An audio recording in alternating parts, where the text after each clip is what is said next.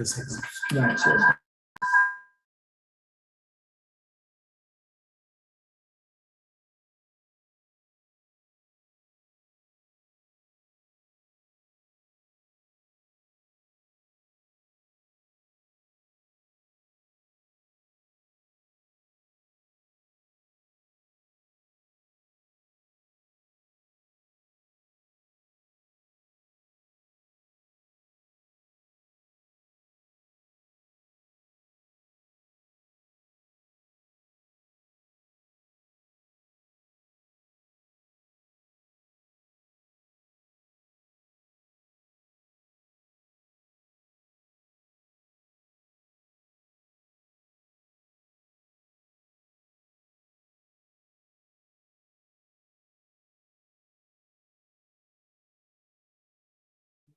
Please stand by. We'll be ready in just a second. We just lost connection.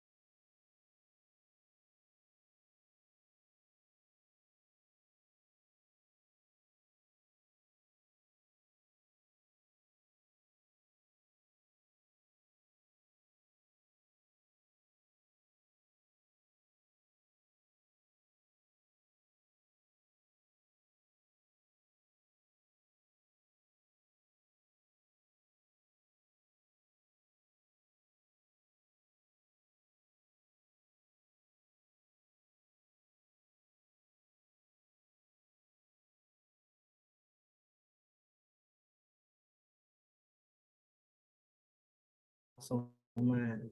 Hello. Hi. So sorry, you all. We were having a little technical difficulty. So we are about to get started. And first and foremost, my name is Melanie Campbell. I'm president and CEO of the National Coalition on Black Civic Participation and the convener of the Black Women's Roundtable. So thank you all for joining us to participate in our first media briefing as a part of our NCBCP Ronald W. Walters Election Day National Command Center.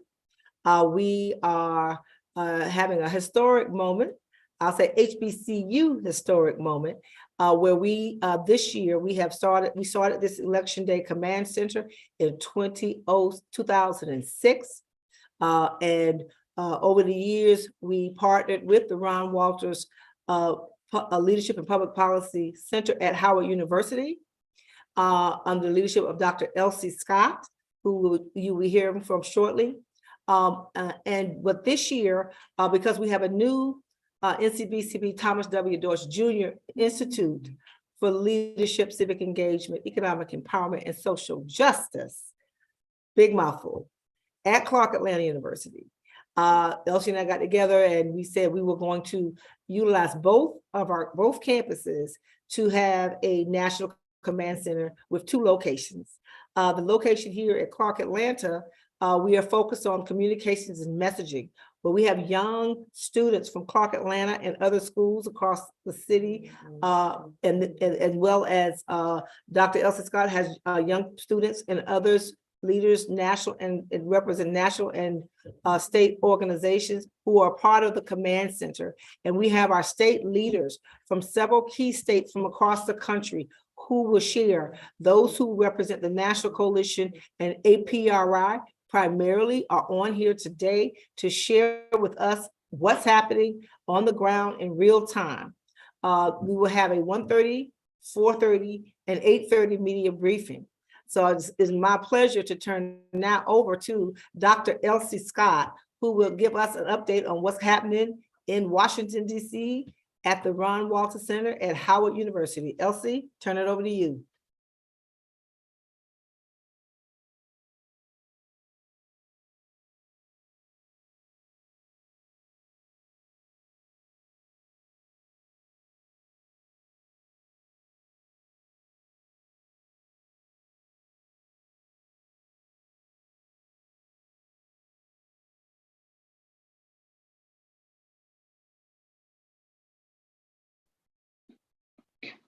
Does anyone see Dr. Scott on? I don't see her.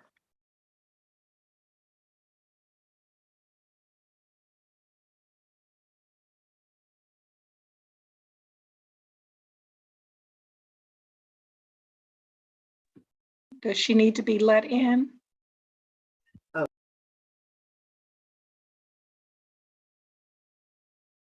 As I said before, technology is wonderful when it works.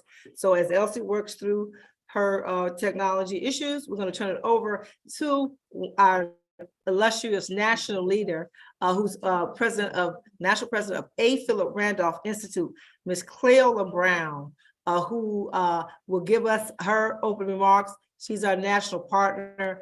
And then we will move, hopefully, back to Elsie.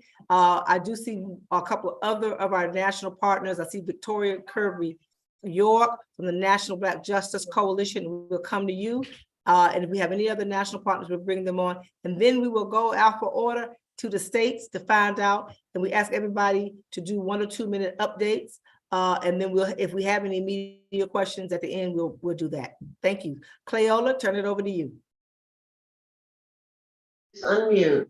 All right, I hope you can hear me now. Hello, everybody. Ms. Taylor, Happy. unmute. I am according to this piece. Can you hear me now? Thanks a lot. Well, let me just say, I'm always happy when I look at the screen and see the sisters and brothers that are on the screen this afternoon. There's a lot going on everywhere. And if I was a drinking woman, a serious drinking woman, I would have started drinking probably about 3 hours ago. But right now, here in the District of Columbia, we're hearing a ton of stuff that makes absolutely no sense, but then that's not unusual. What is amazing is that we're getting good news from our chapters around the country about the activities that they're engaged in and some of the good things that are happening. So what I'd like to do, and I'm following your lead now, is to say that in all the years that we've been doing this piece at Howard and throughout the work that we've done in the pockets as partners, this year has been really so different. There's a feeling that you can't quite grab a hold of. We always knew who to be mad at, and that character does not change from time to time. But the nature of the dissent that's out there is just really mind-boggling. I see one of our presidents out of Macon, Georgia, Eddie White. Hello, my brother. I also saw Melvin Mumford a moment ago. And one of our sisters who's just rocking it out, Danielle Brown, I saw her on the screen just a little while ago as well. But what I'd like to do is just to say hello to everyone that's on the screen. And when I can follow the pattern that we'll be using the rest of the afternoon, I will do so by calling on some of them individually to bring us up to speed at almost 2 o'clock this afternoon on what's happening on the ground in the state in which you are served. And at the end, I'd like to talk a little bit about what we're seeing here in DC. Does that work well for you, Mel? Thank you, Cleola. We've been doing, and Cleola, I tell you, we've been out this, you've been here longer than me, but we've been out here a long time, and this is definitely one for the record books. But we're not gonna let the devil steal our joy, and I think our people are turning out. I saw Victoria. Did I miss her? Did she drop off? No, she's there. I'm here. Oh, okay. So Victoria Kirby York from National Black Justice Coalition. Any opening remarks?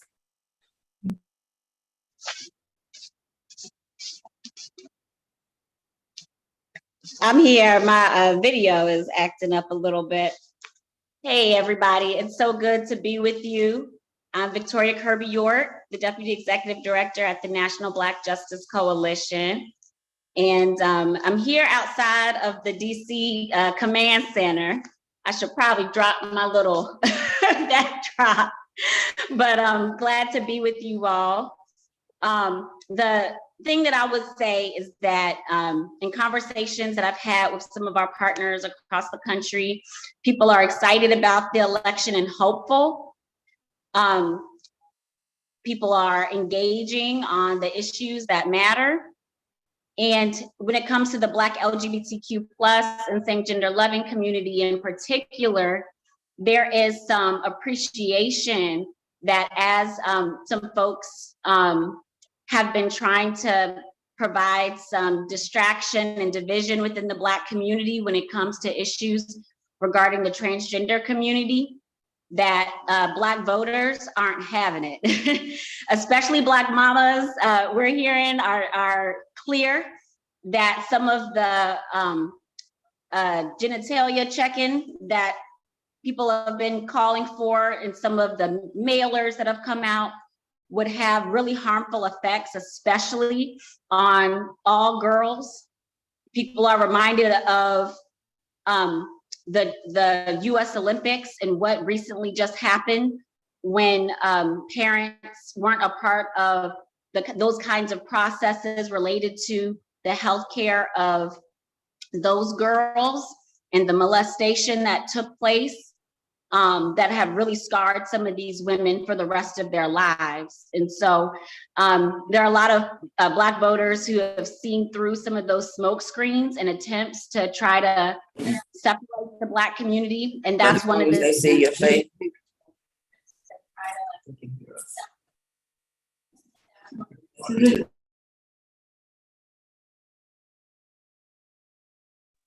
Victoria? Yep. Were you finished? I know you weren't finished. Yeah, were you? I heard something in the background. Yeah, that was Elsie getting on, and she'll come on after you. Finish your thought. Yeah. Yep. So that's been given a lot of members of our community a lot of hope. There's also been some recent polling data out that was done that highlighted the support from the Black community, and particularly the Black church, regarding the LGBTQ+ community. And that's also buoyed some of our organizations that we've been in connection to, who've been hitting the pavement, talking to voters, and ensuring that our community comes out to vote. And if there are issues with voter identification, especially for transgender and non-binary folks, that they know to ask for a provisional ballot, and that they also know that 1-866 Our Vote is a resource, as well as the Department of Justice Office of Civil Rights and their local FBI field offices. And so making sure that people know that even if public accommodations don't protect them all throughout the rest of the year, on election day, there are protections that they have in some of the spaces that are polling places. And that information has also been helpful for some folks in our community who thought it might just be a little too uncomfortable for me to go vote today because my states don't have laws that include me. Having that information has helped some of those folks make the decision to go to the polls. So we're trying to continue to get that information out. Thank you, Victoria. Is Dr. Elsie able to get on now? Is she, Victoria, is she there with you? Can she come to your computer? Yeah, I'm in the lobby. I'll Okay. go right up. Right. I think she's coming now. I think I see her coming. But I'll head up the elevator. So Okay, there she is. There she is. So thank you, Victoria. So Dr. Elsie Scott, okay, you say, like I said, technology works when it works. So turn it over to you to bring any remarks and tell us what's happening at the Ron Walter Center with the National Command Center. And then we're going to Good go afternoon, to everybody. Can you hear me? Okay. I'm here with Lauren Walls and students from Howard University. We're having a very busy day doing research, and we've also had the president of the Congressional Black Caucus Foundation came in and spoke to the students. So we have probably about 30 students that have been participating here at Howard.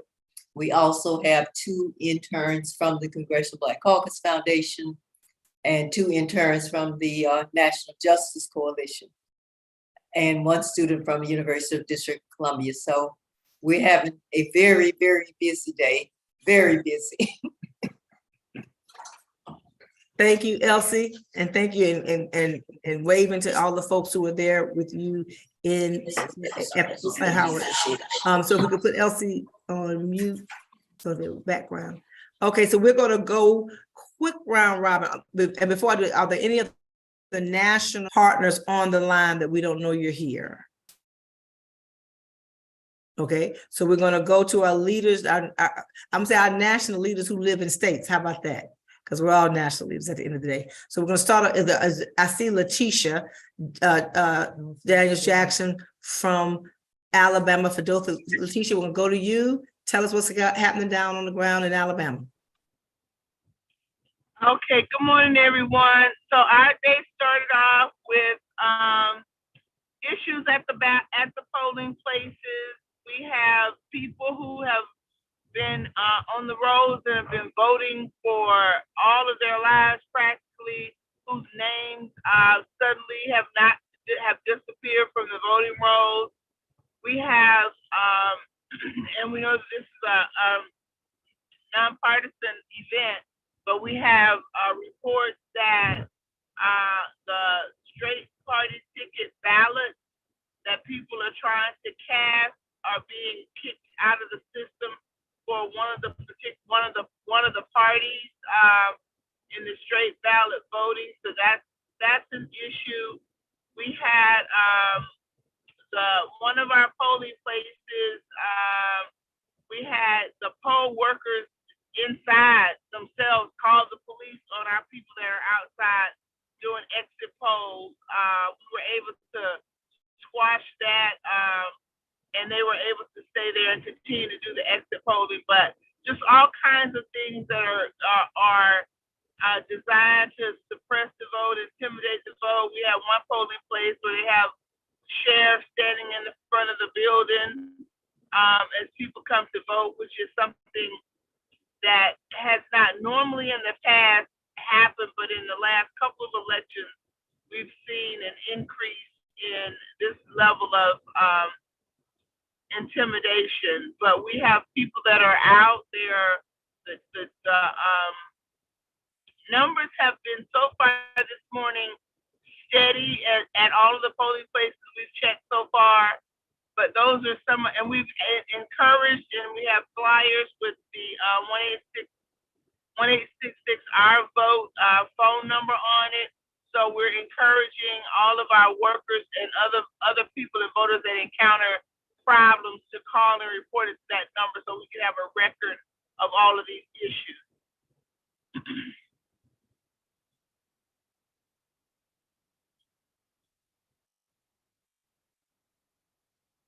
Thank And you. that's pretty much the update from the South Alabama. I'm not Okay. sure if Sheila is on, but that's from South Alabama. Okay, thank you, Letetia. I'm gonna go, I see Brother Melvin Mumford from the great state of North Carolina. If we could have you and any other folks from, I think Brother Mumford from North Carolina, A. Philip Randolph Institute. What's happening in North Carolina?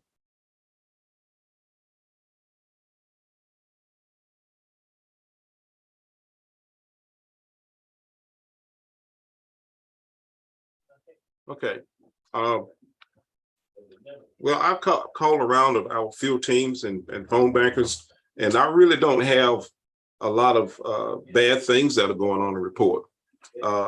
Here in North Carolina, we're excited that it's election day. We've been working towards this day since like August of last year. So we're glad it's finally here and we're excited about it. Our numbers are good. Right now, as far as midterm across the state, the numbers are higher than they were in 2018, which is what we were hoping for. I see Ms. Williams, Tanisha Williams on the call, and she can say something when she wants to. But it's been a pretty smooth program. We do this a lot, and we expect some people have to deal with dogs and being cursed out and threatened. So for us, that's not unusual. But our canvas leaders are trained to deal with that stuff. So until it escalates above that regular stuff, there's nothing here that I have to report on that, except that we have 7 command centers that are all working today and been working, and we have one training center in Blaytonboro, and I'm at the CCC, which is the Central Control Center in Raleigh. So we've been hard at it. We got over 400 people working, including canvassers and phone bankers and data entry people. We're looking forward to getting the results at the end of the day because we think they're going to be favorable. So we're excited about the day, but we just haven't heard a whole lot of crazy things going on, not that we've heard. Ms. Williams, you got anything you want to add to that? Hello, everybody. Oh, let me turn my camera on. Sorry about that. There I go. Hey. Yeah, it's been great here. No comment. There has been minor things like, some of the cameras have had pigs chase them. Puppy dogs chase them, more pigs chase them, roosters chase them. But that was good eating though. We ate good. So yeah, keep taking your pigs and chicken on it. We like that pork and them chicken wings, chicken legs. But real talk though, it all depends on what you call intimidation. There has been some vulgar thing, calling out of names and racial slurs and whatnot. But we just shake it off and say, you go in there and vote. Don't pay that no attention. And that's what the folks have been doing. We've had to send other people, other canvassers and staff down these locations just to supervise, just to make sure they know that protection number they can call if they're having issues or whatnot. But people are really excited that organizations like ourselves are out there letting them know, like, man, don't forget what they're saying. You know what you came here to do, go and do it. And they're doing it. We are seeing first-time voters going out voting, from high school students to senior citizens voting for the first time, 60-some years old. All right, so the message is clear. The assignment is clear. We have folks now with the new laws and felon laws going out that didn't think they would ever get to vote. But in North Carolina, they now can vote because they're not in prison or jail. So the excitement around that. Of course, the HBCUs are doing their thing. But throughout North Carolina, yeah, there's always going to be somebody want to be a gangster, but we got bigger, badder gangsters in North Carolina, so we ain't worried about that. We're going to do this thing. We're doing this thing. The numbers show it. As he said earlier, that the numbers have increased in our early vote numbers and the turnout and whatnot. So yeah, we just waiting for the night because this is the favorite day of the year, Election Day. This is what it's all about. So that's pretty much what I report. We're just kicking it over here in North Carolina. Doing videos and TikToks and reminding all generations, we did a PD Pablo, turn it up, put your shirt in the air, and swing it like a helicopter. Go out and vote. North Carolina, turn up, show out. That's what we do. Okay, that just got about 100 more people to show up and vote. We're going to go to Well, can I ask Denisha to tell one story, please? Okay, go ahead, Cleo. Denisha, would you tell us? I think you muted, Miss Mama Brown. Can you hear me now? Yes, ma'am. I need you to tell them about our young activist that was out there passing out leaflets and what he said to his mother. Oh yeah, we had lifted and she gave it to me. Please tell that story. we had a young man. He's 7 years old. His mother is actually a full-time part of our staff and has been for the last 2.5 years. Yesterday she picked him up from school. Now let me give you the back end. He's done work with us, volunteer work and small stipend work with us in the past and whatnot. But this year, she picked him up from school and he's like, "Mommy, don't take me to grandma's house. I want to go with you." She's like, "Son, I gotta go back to work. I've got doors to knock on. I gotta make sure people know about Election Day and et cetera, et cetera." He says, "Mommy, I want to go too. I want to go knock on doors too." She was like, "Well, son, you're not gonna get paid for this, son. You're just not gonna get paid for this." He said, Mommy, sometimes you gotta realize you gotta be a volunteer. You gotta volunteer and educate people on how important it is for them to vote and what their rights look like, Mommy. So I don't need no money, Mommy. I know this needs to be done. That they have got to go vote tomorrow, Mommy. So I'm not worrying about no money. And she was like to tears and crying, and she shared it with me that this 7-year-old, who is a long ways from being eligible to vote, gets it. The volunteer piece and also the importance of Election Day. Thank you, Danica. We're going to go to Mississippi. And we're gonna stay in the South, and then we're gonna go to another part of the country. I think Cassandra Washler is on and has to jump off really quickly, and then we're gonna come to Louisiana, Vincent, and Mississippi's got a lot going on, and we heard some crazy stuff going on in Louisiana when it comes to some suppression activities and actually some lot going Hey, on. everybody. So Mississippi thank and you. Louisiana. Thank you, Melanie. Can you all hear me? Okay. Okay, Yeah. great. Thank you all. We do have a lot going on the ground, particularly in Jackson, Hinds County. We've had a lot of voter intimidation, and our civic engagement coordinator is on the call, who can just bring you up to speed on what's been going on. I'll turn it over to Toni Johnson.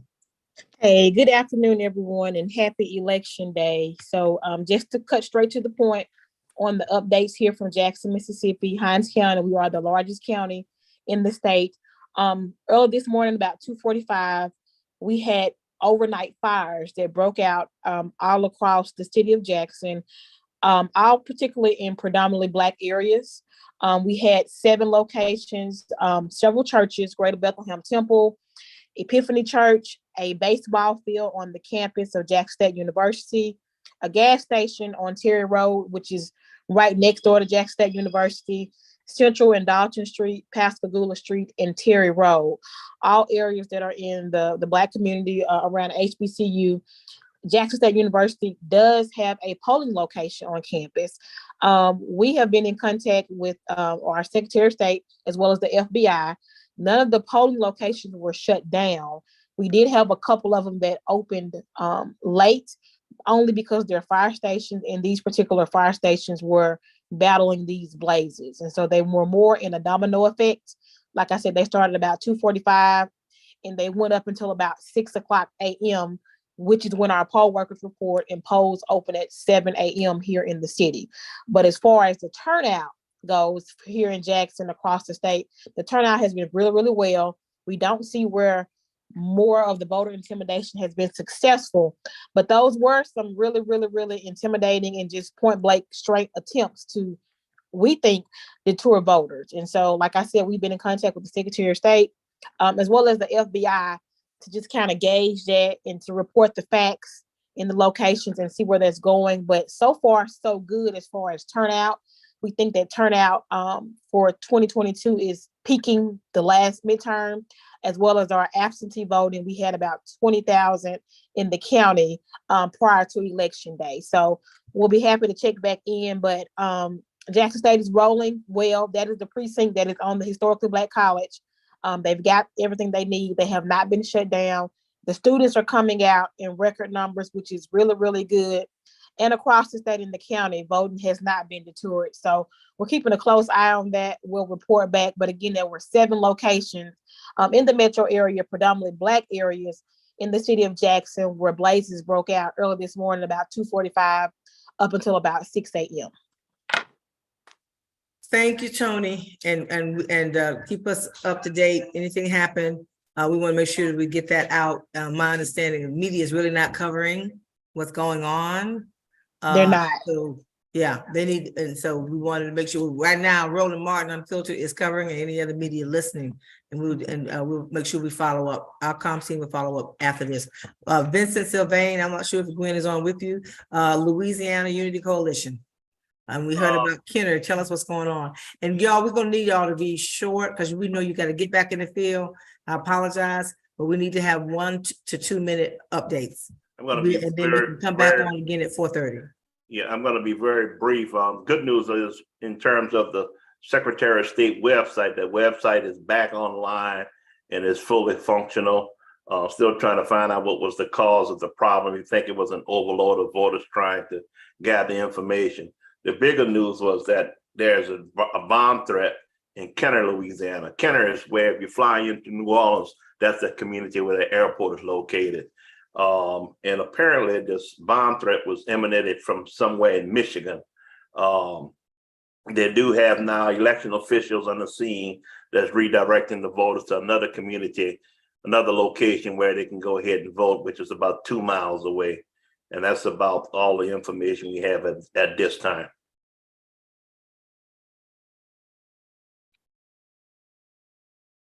Thank you, Vincent. Keep us up to date on what's happening. We're gonna go to Florida next. I think I saw Solange Benton. Anybody else? I don't think we have anybody else from Louisiana.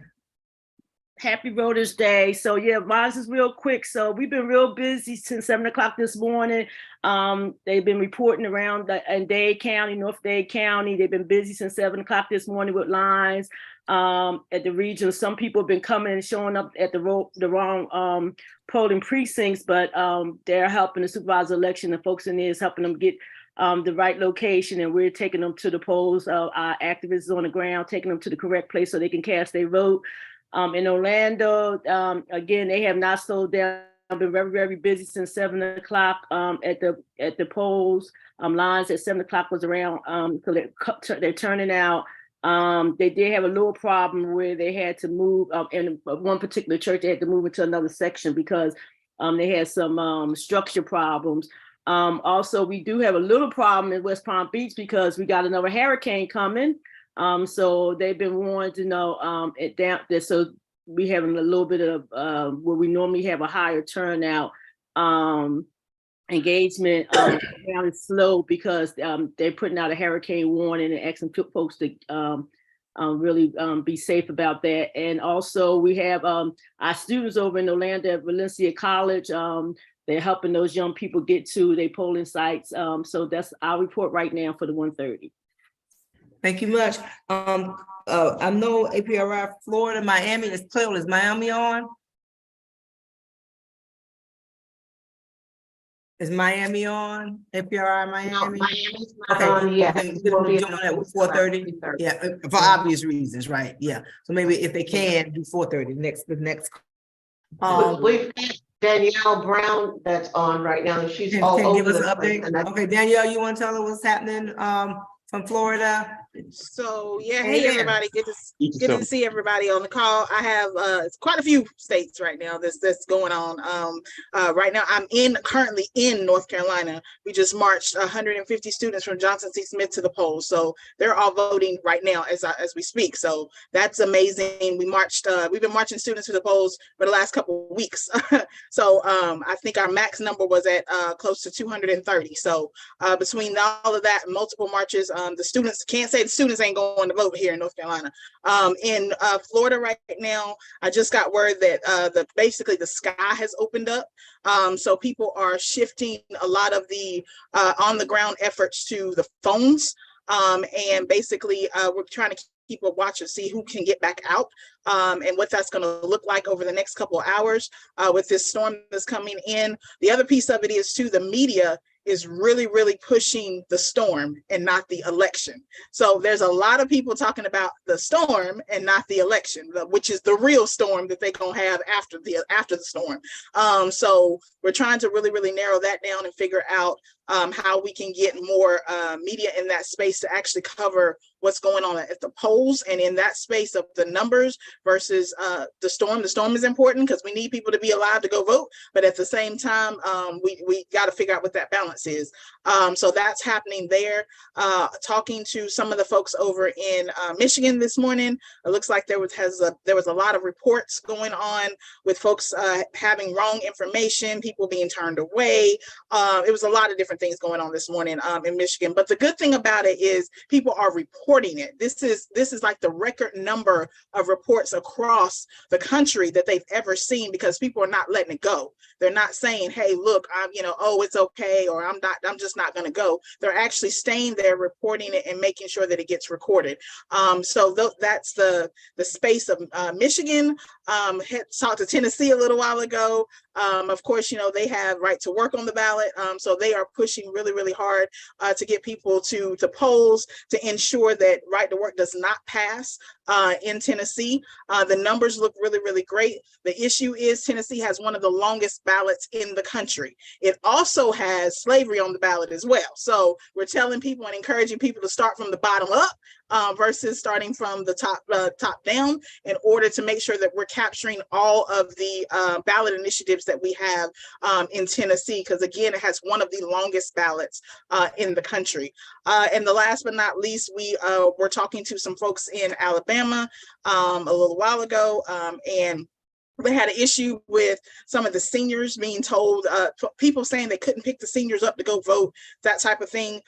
So I think they kind of got some of that worked out as well earlier today, and kind of figuring out what that looks like for folks, but that's not the case. People absolutely can give folks a ride to the polls in Alabama. We encourage it. And so we're also encouraging people, right now, to be a voter supporter. Like if you can't do anything else all day long, be somebody's voter support. If that means you are taking them to the polls, if that means you're bringing 5 other people with you to go with you to the polls, if that means you are calling your network or sending a text message that says, hey, did you go vote, and holding people accountable in your network, whatever that looks like, we're asking people to please, please, please be a voter support. Close that, please. Close that, please. So that we can ensure that we are not just hitting one person, we're hitting multiple people across the board. So that's the report I got right now. I guess I'll see y'all at 4:30 with another one. Thank you, thank you, thank you. I'm going to move to the Midwest. I think I see Petey Talley from Ohio to start us off.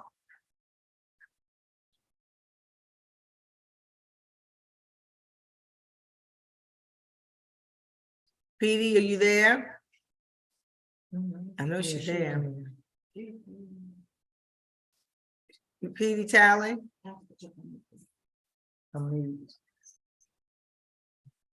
Unmute yourself if you can. Can you unmute her? Okay.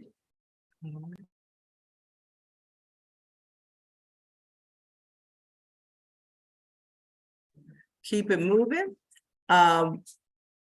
I see Virginia. We'll go down here. I see Laverne Chapman with the Nova Coalition. Laverne, we'll turn it over to you. And I think we have somebody also. Did I hear Petey? No? Okay. So Laverne, turn it over to you. And I think we have someone also from Central Virginia, APRI will follow you next from Richmond. Okay. Fantastic. We moved out of Northern Virginia this morning, so just steady traffic coming. 2 things. We noticed a lot of families were coming out voting together, and seniors. We saw a lot of seniors and a lot of families.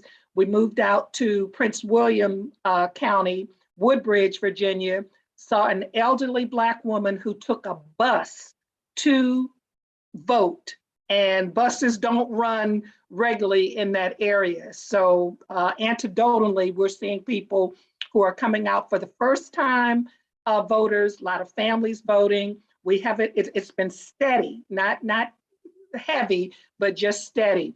We're getting ready to branch out to the 7th district, a little further out in the rural areas. We heard that some people were showing up where they got mailed the wrong voting precinct, and we had people trying to correct that. So we want to check on that. But Northern Virginia looks absolutely fine. Prince William County looks good, and we want to make sure that further out they're not issues.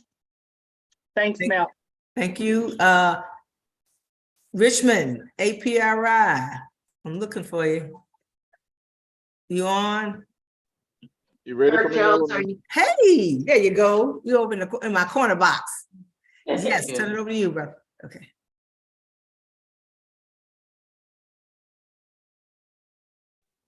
We ready?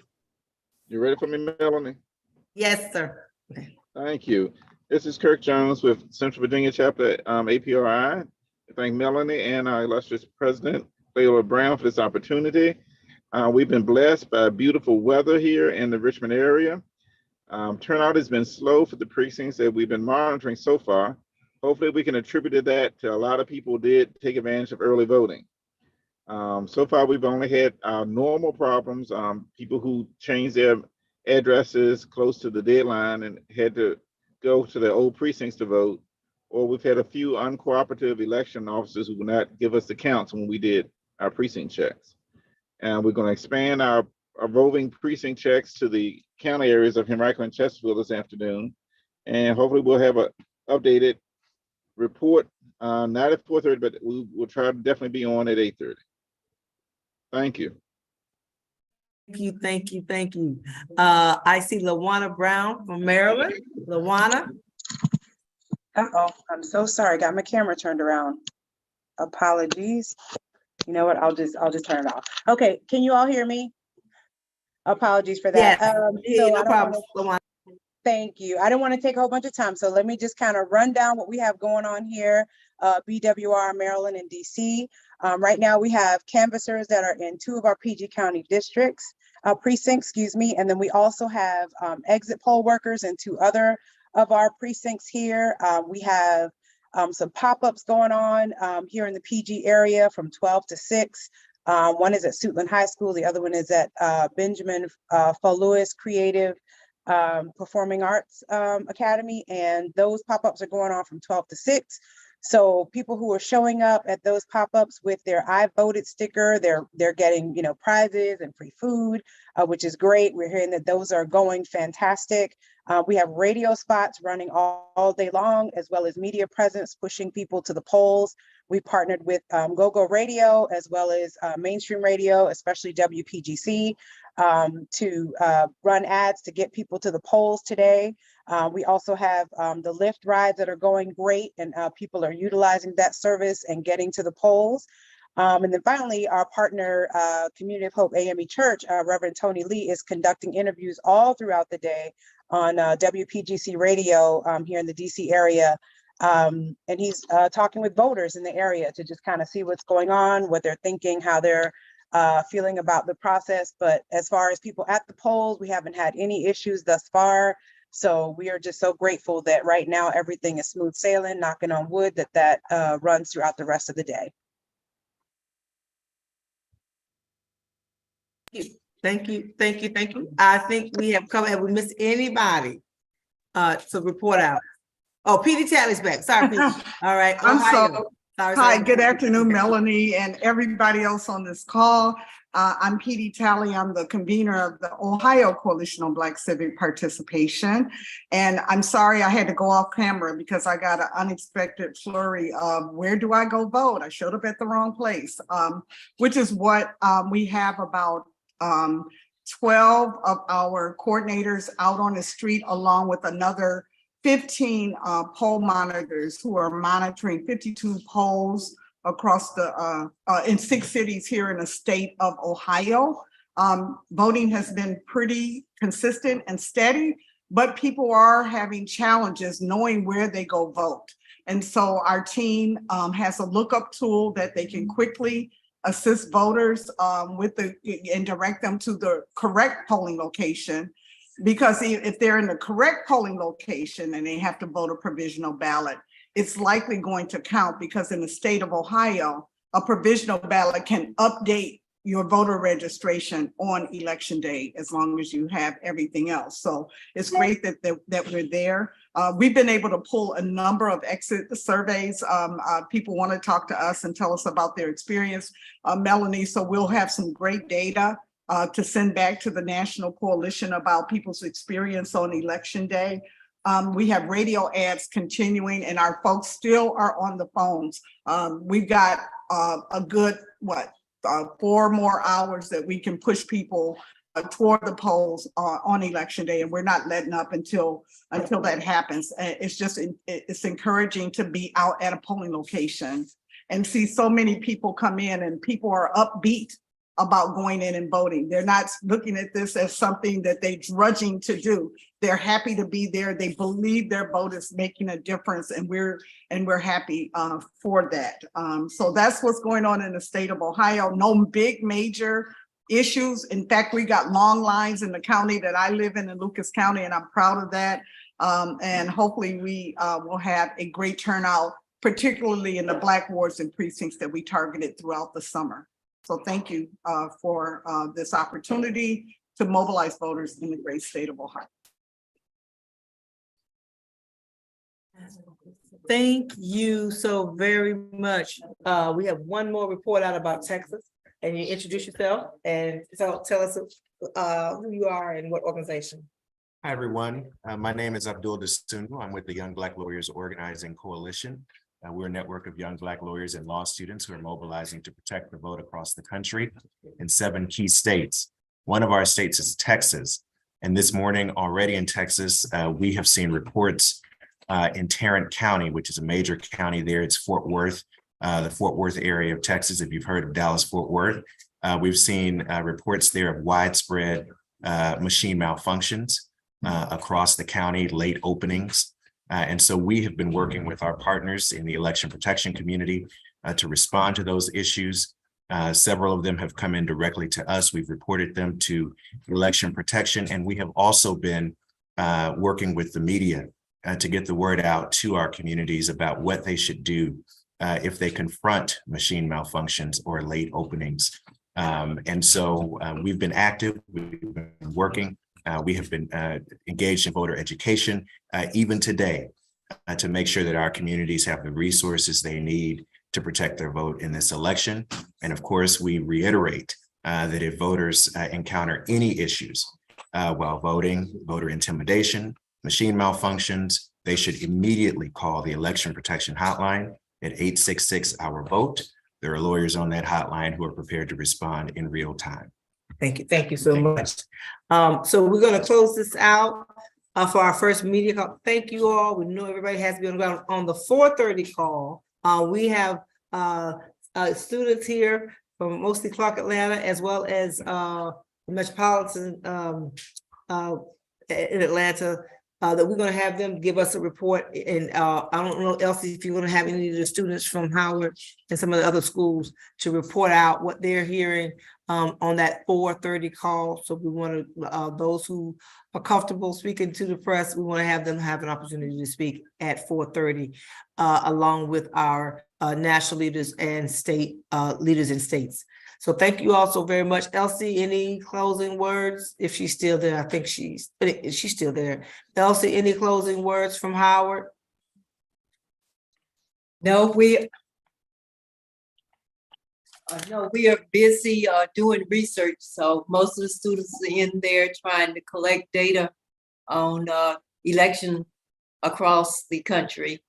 And so if you want somebody to report out on what they've been doing, we can have them ready to report out at 4:30. Thank you. All right. Thanks, everybody. Be safe. Mel, we do have Macon, Georgia on the line. Eddie White. Okay, go ahead. If they're on, then go ahead, Macon. Where we at? On the participant side? Yeah, Eddie White. He's Eddie on the White. line. Mr. White, is Eddie White? Tell us what's going on in Macon. I'm here, guys. I'm here. I apologize. I'm multitasking today. Hey, guys, coming to you from Macon, Georgia. You can hear the noise out, right? We got 30 people out here. We got signs. We got people all over the town. Haven't had many problems. I talked to my counterparts at the NCBCP. They said one location, they was giving them a problem over there, but they called and got that taken care of. It's been a steady trickle of people going in. I think they're getting ready to get off, the people that's worked for today that like to vote on election day. But we've been here for the last month, and things been going on for early voting. We had 20, almost 25,000 blacks vote in this county alone. And so that's about 50% of what we got, about 53,000 male and females. So we're excited about what's going on. We're just going to be here until the polls close. We got people out canvassing the areas, waving signs. We're doing it down here. We're bringing them across the finish line. You know what I'm talking about. Thank you, Mr. Eddie White. All right, so thank you all so very much, and we will be back on the same link that you have at 4:30 and again at 8:30.